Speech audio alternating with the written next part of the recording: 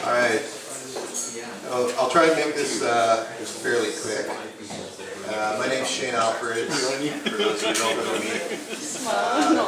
Unfortunately, I'm not doing Straits this year. I hurt my shoulder pretty bad, so I'm still recovering from that. So this would have been my 5th Straits, the 4th on my own boat. Previous to that, I've done 10 Swiftshires, which is kind of Victoria's version of Southern Straits. It's just as miserable. It's not usually as cold, but just as wet. So, even though I'm not doing Straits, this is the time of year for what I call spring cleaning. So, Straits is a great excuse to get your boat all ready for the coming season. There's my boat. So, we'll start with the boat. When was the last time you hauled your boat out and actually looked at the bottom of it? I try and do it every other year at least. Things to look at, you got to check out your bottom paint. How's that holding up? Have you run aground? Have you bumped into anything in the night? You know, that, just check everything.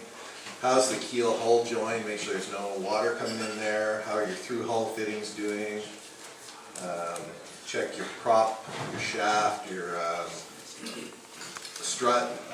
You know, I had a few years ago where I thought I was getting water ingress through my stuffing box, but it was actually the strut had worked itself slightly loose, and I was getting water seeping up through the bolts on the strut. So always a good thing to do, get it out of the water, take a good look. You know, if you're a racer, you're probably getting it out every other year to have bottom paint done anyways. So we'll start on the outside and work our way in here. Standard rigging or standing rigging and your lifelines. I also do every other year. I do a full rigging inspection. I get a professional rigger come down and check out the boat. I started that once I started doing Straits. It's just a safety thing. You know, our boats are not new, or most of us, anyways. You know, your rigging's got many hours of pounding through waves and wind. So it's always a good thing to have somebody check that out. Check your chain plates, check your chain plate bolts. You know, when's the last time you actually went down and felt if there's anything loose down there. Check your turnbuckles, take the tape off of there and actually look at them, inspect them, put some grease on there and take them back up. You should be doing that every year at least. On the lifelines, you want to check all the end fittings, check the ring pins on it, make sure there's no stress there. Possibly even replace them every year, or every 2 years at least. And because we're Straits, you got all that extra safety gear that you don't normally have, your jack lines, safety harnesses. It's a good time to get that out. You know, well before Straits, not the weekend before, or you know, that week of Straits. You know, make sure get it out. Make sure there's no tears. Check the threading on the end loops of your jack lines. Make sure all your safety harnesses are in good working order. You know, get up, check your halyards, make sure they're all running. You know, not everybody runs through the winter. You know, those of us that are doing polar bear stuff kind of comes up through the winter, so you kind of know. Like we were out on Sunday and we used our spare spinnaker halyard, which I hardly ever use, and some of the bearings popped out of the shiv on the bottom.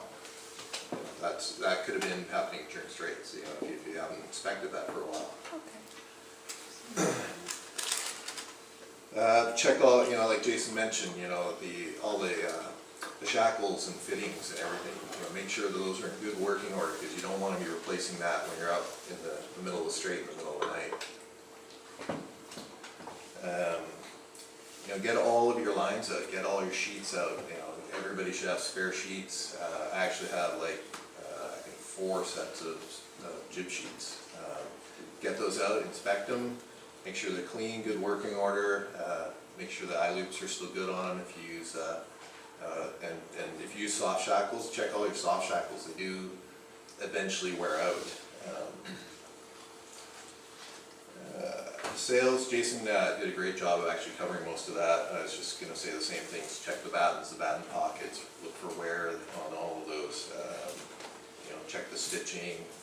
You know, it's a great time to just pull everything out, make sure it's all good after the winter, repack it all nicely. Oh, yeah, another point. Spare sheets. If you have a storm jib or the number 4 that you're using for your storm jib, keep the sheets on that sail all the time, so that because generally that's a much smaller sail than any other one, so you're going to probably have longer sheets on them. Just keep them in the bag so that you know that when that comes up, everything's there in the bag, ready to go.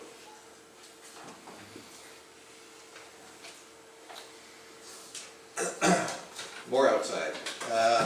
Check your deck fittings. I've gone through mine and I've noticed, you know, some of the fair leads, you know, the screws work their way loose.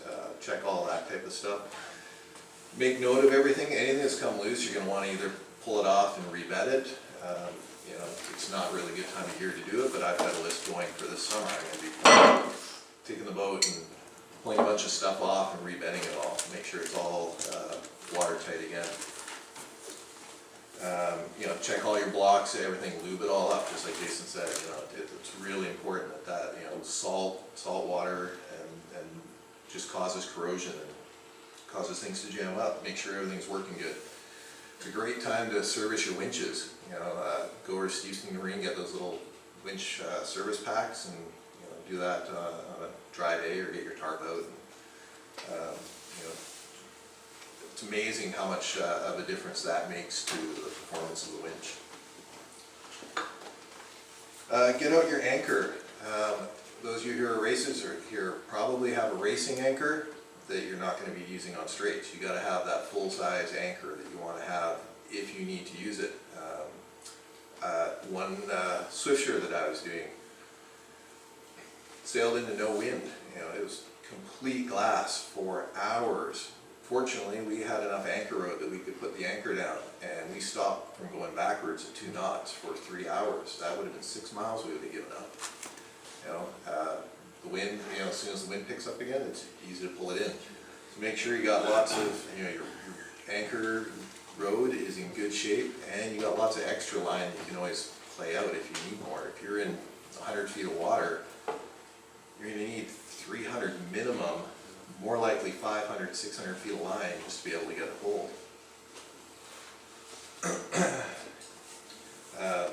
You know, check your hatches. Straits is not the time you want to find out you got a leaky front hatch. It's a good time to service that. Hatch boards. I highly recommend, if you have the Lexan or whatever those hatch boards are, do not use those for straights. Get a nice piece of marine plywood in the right thickness, cut to the size you need, and varnish it. It's lighter, it's not going to shatter if it gets dropped, and it's just a safety thing. You know, having that in there for conditions where you got water coming in. Like if you're out in the night, was it 2005 or was it 2010 that boat got flooded? 2010. They didn't have the hatch boards in. They had a wave come over and flood the boat, and they had to abandon ship. And you know, like it's something that's very preventable. So I would not rely on having your regular Lexan hatch boards for that.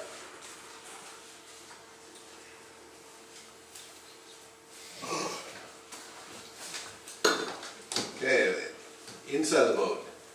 Very important for both safety and crew comfort and morale. You know, motor, excellent time to check your motor, not the weekend before straights. Several weeks before. That's when you want to be doing your oil change, changing your air filter, fuel filter, checking your belts. If you haven't done your water impeller, do it. It's not expensive, but it is a real pain in the ass to try and change if you need to start your motor up in the middle of the strait. You know, $20 or something. I keep several spares on my boat, and I just religiously change it. It's not worth not doing. Check your raw water strainer. Check your coolant if you got a non-raw water cooled boat. Go through, check all your hose clamps, check the condition of your hoses. Make sure all your hoses are double clamped, and make sure you got spare parts for everything, just in case. Like the very first trip that I took on my boat, we had the boat for 2 weeks. We were motoring from Sydney Spit over into Sydney Harbor, and all of a sudden the overheating alarm comes on. And I'm like, what? Everything had just been checked, what's going on? Something had come in, blocked the raw water intake, and caused the hose to collapse. So even once I cleared it out, that hose was gone. It was not the proper type of hose. It wasn't a reinforced hose. So I learned how to change that out myself. Every boat owner kind of needs to be able to do all this stuff themselves. But the more preparation you do, the less chance that this is going to happen while you're out there. Another thing to consider is how's your fuel tank? I thought I kept mine really, really clean, but being a racer, I don't like to carry 40 liters of fuel out every time that I go out, so I don't fill my tank. A non-full tank leads to growth, no matter what. So we had, coming back from Cowichan Bay a couple years ago, really rough crossing, everything, boat was just smashing around. Obviously stuff just got all kicked loose. The boat was fine that day, but the next time I went out to race, engine just shut off. It's like, okay, what's going on? We're not getting fuel. That just happens, it's part of having a boat. So consider possibly having your fuel tank polished, cleaned. There's several services that will come down and do that for you. You can do it yourself, it's not a lot of fun. It's also a really good time to check your electrical systems, your batteries, clean the leads, make sure there's no corrosion on them, make sure that your connectors are all tight. If you've got the standard lead acid batteries, check the fluid level in them, top them up with distilled water. And like Jason said, lights are really important. You got to make sure those are all working. Check your GPS, your backup, your antenna. Most people have a handheld. Make sure you got lots of spare batteries on board for that. Make sure you got your paper charts on just in case. Your radio, check the antenna connectors on that as well. You can get corrosion in there, and then all of a sudden you're not getting signal up to your antenna. Also, get in your amenities. You got your water tank. You want to make sure that your water tank's in good condition. It's clean, so you can carry clean water. I guess a lot of boats will just carry, get some big 4 liters and stuff, but if you've got a built-in water tank, check it out, make sure it's all clean. Make sure your pump's working to it, whether it's a hand or foot or electric. And then very importantly, check the head and the holding tank, make sure that that's all in good shape as well. You really don't want to be dealing with that on Straits.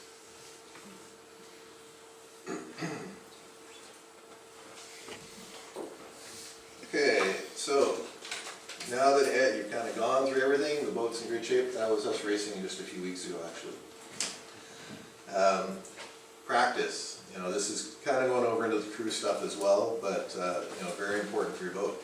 Get out and sail it. Make sure everything's in good working order. Get out, do a practice day, do some drills. Jason highlighted a bunch of the important ones. Man overboard. Practice your sail changes.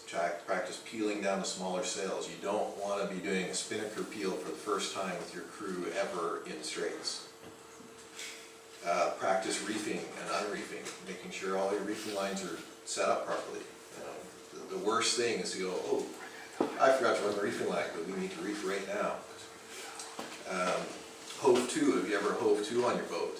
You know, that's a really important safety thing to do. You know, it's, if you're in trouble, that's the safest thing to do. Is you hove to your boat. If you got like a crew injury to deal with, something's wrong with the boat. You know, it's a very safe place to be. And if you've never done it, you don't know how your boat reacts when you do it and how to actually keep your boat hove to, it's really challenging to do for the first time. So get out in the bay and do it. Night sailing. If this is your first Straits and you haven't really done a lot of night sailing, go out and practice. I did this with my crew the first time on my boat we did Straits. I had an entirely rookie crew. I was the only one who'd ever done any night sailing. So I took them out and we went out. We just went out to Roger Curtis and back, leaving at 9 p.m. It was a great experience. They all realized it was cold, a lot colder than they expected, and we were only out there for 4 hours. And then practice doing some of those drills at night as well. And you know, another thing, you know, Jason was talking about, you know, make your plans. So you want to talk through all this beforehand, so that when a situation happens, you know, that's why I do man overboard drills. Everybody's got a job to do. You know what to do when it happens. Talk about what happens if you lose the rig. You know, where's the emergency equipment for that? Do you got bolt cutters? Do you got like a saw? What? You know, how are you going to handle losing the rig? Discuss bailout locations. You know, if everything goes to shit, you know, where's the closest place from where we are now to where we can be safe? You know, and that's important whether you're racing or cruising. You know, the Strait, you know, it's protected waters, but it can get kind of hairy out there. So knowing those kind of locations is very important to have. You know, go over where your first aid kit is, what emergencies are, you know, who's going to be responsible. You know, you usually want to have somebody on board that has some first aid experience. You don't want to find out at Straits that nobody has experience, and how do we deal with this guy who's cut his leg open? Duct tape. Exactly. Taylor's. Let's see, I think, yeah, that's all I have. Anybody have any questions? I was kind of quick going through that, but hopefully we get some ideas of things. Shane, there's just one safety thing that came up. I was looking for a second orange smoke flare, going for the coastal rules, but somebody pointed out that there was an amendment that wasn't super clear that stated that we might not need the floating orange smoke flares. I haven't looked at the Does Jen this year. know, or? Everything should be in the SIRS or the offshore special regs. Yeah, it's just the one amendment put out by the Straits said that you know, there's a change that only Coast Guard regulations are required as far as flares go. But we don't know if that includes the orange smoke flares or not. Do you? I'm not sure at this Okay. moment. I do know that the Solus flares are generally better than the Coast Guard flares. Yeah, But but as far as me going out and buying a second orange smoke flare. email me because- and I'll find the answer for you. Okay. And if it's unclear, we'll do an amendment. Send it to race office at Southern Straits. Yeah. My personal opinion on things like flares is it's your safety, so you know, no matter what it says on paper, it's what you feel most comfortable with. You know, like Jen said, I went with the Solus flares because I know that they're better. Well, I have way too many flares. It's Yeah. only the orange smoke flares. I already have one, but do I need the second? Is the question. And as part of that email, can you make reference to what SIRS you're looking at? Yeah. That'd be great. Thanks. All right, so have fun.